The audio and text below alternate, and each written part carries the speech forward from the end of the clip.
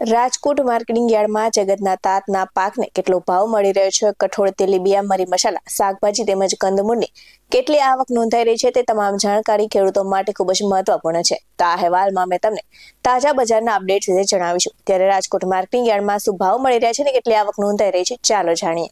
નમસ્કાર દર્શક મિત્રો, BS9 TV ન્યૂઝમાં આપની સાથે હું છું નેહા પટેલ. ખેતરોમાં મહેનત કરીને ખેતી કરનાર ખેડૂતો હવે પોતાની પ્રોડક્ટ સીધી બજારમાં વેચવા માટે માર્કેટિંગ યાર્ડ તરફ આવી રહ્યા છે અને વિવિધ ફળો, શાકભાજી, અનાજ લઈને તેઓ ઉમટી પડે છે.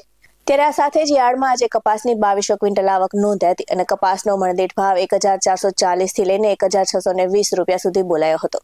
તો આ સાથે જ સોયાબીનની પણ પૂર બહારમાં આવક નોંધાઈ હતી અને સોયાબીનનો મણદીઠ ભાવ 1048 થી લઈને 1140 રહ્યો હતો. તો તુવેરની 2500 ક્વિન્ટલ આવક નોંધાઈ હતી અને તુવેરનો મણદીઠ ભાવ 1060 થી લઈને 1750 રહ્યો હતો.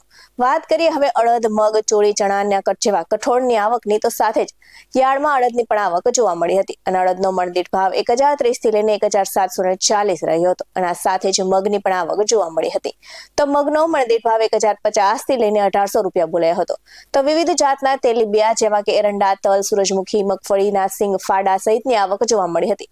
તો યાર્ડમાં એરંડાની આવક સાથે એરંડાનો મણદીઠ ભાવ 1105 થી લઈને 1250 બોલાયો હતો. તો યાર્ડમાં તલની પણ પૂર બહારમાં આવક જોવા મળી હતી અને તલનો મણદીઠ ભાવ 1600 થી લઈને 2135 બોલાયો હતો. આ સાથે જ હવે વાત કરીએ મરી મસાલાની આવક અને તેમના ભાવને, તો યાર્ડમાં દાણાની આવક સાથે દાણાનો મણદીઠ ભાવ 1200 થી લઈને 1850 બોલાયો હતો અને જીરુની પણ પૂર બહારમાં આવક જોવા મળી હતી. તો જીરુના ભાવમાં ઉછાળા સાથે જીરુનો ભાવ 4105 થી લઈને 4550 રૂપિયા સુધી ભાવ બોલાયો હતો. હવે વાત કરીએ શાકભાજીના ભાવને, તો યાર્ડમાં લીંબુ, બટાકા, મરચા સહિતના વિવિધ જાતના અવનવા શાકભાજીની આવક જોવા મળી હતી અને આ સાથે જ પપૈયા વેચવા આવતા ખેડૂતોને પણ યાર્ડમાં સારો ભાવ મળ્યો હતો. તો વેલા પર થતા કારેલા, તુરિયા, ગલકા, વાલ, પાપડી, વાલોની આવક જોવા મળી હતી અને સાથે જ જાતના કંદમૂળની આવક પણ જોવા મળી હતી. તો આ સાથે જ યાર્ડમાં બટાકાની 3100 ક્વિન્ટલ આવક સાથે ખેડૂતોને બટાકાનો મણદીઠ ભાવ 109 રૂપિયાથી લઈને 251 રૂપિયા સુધી મળ્યો હતો. તો યાર્ડમાં ટામેટાની પણ આવક જોવા મળી હતી અને ટામેટાનો મણદીઠ ભાવ 281 થી લઈને 419 રહ્યો હતો. તો સાથે જ કોબીજની પણ આવક રહી હતી અને કોબીનો ભાવ 66 થી લઈને 133 રહ્યો હતો. તો ભીંડાનો ભાવ 446 થી લઈને 991 રહ્યો હતો અને આ સાથે જ સરગવાનો ભાવ 578 થી લઈને 1194 બોલાયો હતો અને મરચાનો ભાવ 411 થી લઈને 703 રૂપિયા સુધી બોલાયો હતો. તો આ સાથે જ રાજકોટ માર્કેટિંગ યાર્ડમાં ખેડૂતોને પૂરતા પ્રમાણમાં ભાવ મળતા હોવાથી માત્ર રાજકોટ જ નહીં પરંતુ આસપાસના ગામોના ખેડૂતો જણસી લઈને પહોંચી ગયા હતા.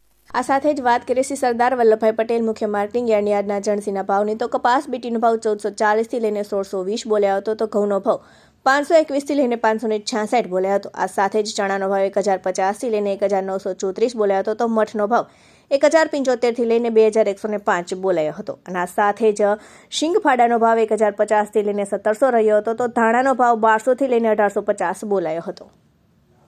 આ સાથે જ વાત કરીએ શ્રી પોપટભાઈ સોઠિયા સબ માર્કેટિંગ યાર્ડની શાકભાજીના ભાવની, તો લીંબુનો ભાવ 91 થી લઈને 449 રહ્યો હતો. પપૈયાનો ભાવ 54 થી લઈને 152 રહ્યો હતો. તો સુરણનો ભાવ 558 થી લઈને 829 રૂપિયા રહ્યો હતો. આ સાથે જ રીંગણનો ભાવ 226 થી લઈને 441 બોલાયો હતો. તો ટીંડોળાનો ભાવ 593 થી લઈને 1198 બોલાયો હતો અને તુરિયાનો ભાવ 668 થી લઈને 1113 રહ્યો હતો. તો વટાણાનો ભાવ 311 થી લઈને 489 રૂપિયા બોલાયો હતો. આવા જ વધુ અહેવાલ સાથે ફરી મળતા રહીશું. તમે અમારી YouTube ચેનલને સબસ્ક્રાઇબ કરવાનું અને અમને Facebook અને Instagram પર ફોલો કરવાનું ભૂલશો નહીં. બાકી અવનવી અપડેટ્સ મેળવવા માટે આપ જોતા રહો BS9 TV ન્યૂઝ. નમસ્કાર.